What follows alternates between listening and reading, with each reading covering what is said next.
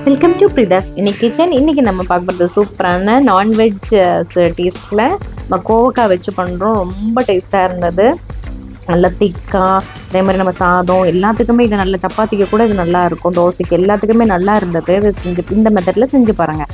வாங்க, இதுக்கு தேவையான பொருட்கள் என்னென்னு பார்க்கலாம். பெரிய வெங்காயம் 1, தக்காளி மீடியம் சைஸ் 1 சின்ன சின்னதாக கட் பண்ணி வச்சுருக்கோம். இஞ்சி ஒரு சின்ன துண்டு நீளவாக்கில், வெள்ளை பூண்டு அதே மாதிரி நீளவாக்கில், பச்சை மிளகு ஒரு 4 கடலை மாவு 1 ஸ்பூன். இதுக்கு தேவையான மசாலா ஐட்டம் மிளகாய்த்தூள், மல்லித்தூள், மஞ்சள் தூள், கரம் மசாலா, குருமிளகு ஒரு ஸ்பூன், ஒரு சிட்டிகை, அப்புறம் வந்துட்டு 1 ஸ்பூன் தேவைன்னா சிக்கன் மசாலா, தேவையான அளவு எண்ணெய்.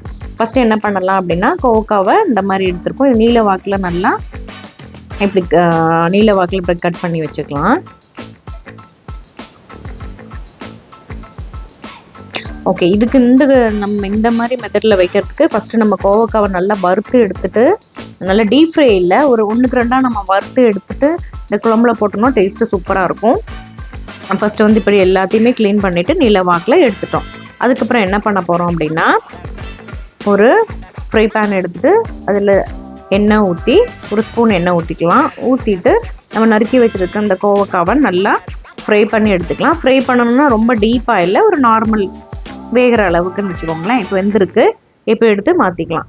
அதுக்கப்புறம் அதே ஃப்ரை பேனில் இன்னொரு ஸ்பூன் எண்ணெய் ஊற்றினதுக்கப்புறம் ஒரு மீடியம் சைஸு பெரிய வெங்காயம் எடுத்துருந்தோம் இல்லையா நீல வாக்கில், அதையே எடுத்து நல்லா வதக்கி விட்டுக்கலாம். அதுக்கப்புறம் இஞ்சி ஒரு துண்டு, வெள்ளைப்பூண்டு ஒரு துண்டு, பச்சை மிளகு 4 எல்லாமே நீல வாக்கில் கட் பண்ணி அரைஞ்சி வச்சுருக்கோம். அது இதில் போட்டு ஃப்ரை பண்ணிக்கலாம். அதுக்கப்புறம் ஒரு மீடியம் சைஸ் தக்காளி, உங்களுக்கு கொஞ்சம் புளிப்பு வேணால் 1.5 கூட போட்டுக்கலாம். அப்புறம் தேவையான அளவு உப்பு. தேவையான அளவு உப்புனா ஃபுல்லுத்துக்கும் இல்லை, நல்லா வதங்கி சீக்கிரமாக வரதுக்காண்டி உள்ள உப்பு போட்டுட்டோம். அதுக்கப்புறம் மசாலா ஐட்டம் மிளகாய்த்தூள், மல்லித்தூள், மஞ்சத்தூள், கரம் மசாலா, அதுக்கப்புறம் வந்துட்டு சிக்கன் மசாலா போட்டுட்டு நல்லா கொதிச்சு வரணும். பச்சை வாசனை இதெல்லாம் இதில் போகிறதுக்காக நல்லா கொதிக்கட்டும். அப்போ மசாலாவோட பச்சை வாசனை போயிடும். ஓகே, இப்போ நல்லா வதங்கி வந்திருக்கு. இந்த டைமில் என்ன பண்ண போகிறோம்னா, நம்ம ஃப்ரை பண்ணி வச்சுருக்கோம் இல்லையா அந்த கோவக்காவை, அதையும் இதில் ஆட் பண்ணிவிட்டு இதையும் நல்லா மிக்ஸ் பண்ணி விட்டுக்கலாம். மிக்ஸ் பண்ணிவிட்டு இதுக்கப்புறம் தண்ணி ஊற்றிட்டோம். இப்போ கடலை மாவு கரைச்சி அதையும் ஊற்றிட்டோம். இப்போ எதுக்காக அந்த கடலை மாவு ஊற்றுறோம்னா, ஒரு திக்னஸ்ஸு கிடைக்கும் குழம்புக்கு, அதே மாதிரி பார்க்குறதுக்கும் நல்லா இருக்கும், டேஸ்ட்டும் கூடுதலாக கிடைக்கும். அதுக்காக தான் நம்ம கடலை மாவு ஆட் பண்ணியிருக்கோம்.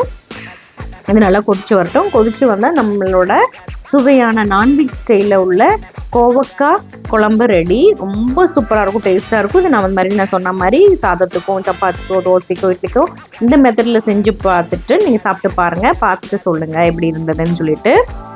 அதே மாதிரி தேவையான உப்பு லாஸ்ட்டில் போட்டுக்கலாம். போட்டுட்டோம், மூடி வச்சிட்டோன்னா நம்மளோடது ரெடி ஆயிரும். மூடி வச்சிட்டோம். இப்போ கொதிச்சு வரட்டும். ஓகே, நம்மளோட ரெடி இப்போது கோவக்காய் குழம்பு நான்வெஜ் ஸ்டைலில். இந்த வீடியோ உங்களுக்கு பிடிச்சிருந்ததுன்னா சப்ஸ்கிரைப் பண்ணுங்கள். அதே மாதிரி ஷேர் பண்ணுங்கள் ஃப்ரெண்ட்ஸுக்கெலாம். ஏதாவது மிஸ்டேக் இருந்தாலும் சொல்லுங்கள், அதை கரெக்ட் பண்ணிக்கலாம். அதே மாதிரி அடுத்து உங்களுக்கு என்ன ரெசிபி வேணுங்கிற இதுவும் சொல்லுங்கள், நான் அடுத்து போடுறதுக்காக அதை ப்ரிப்பேர் பண்ணுறேன். தேங்க்யூ ஃபார் வாட்சிங் this video. Take care all. Bye bye. Take care.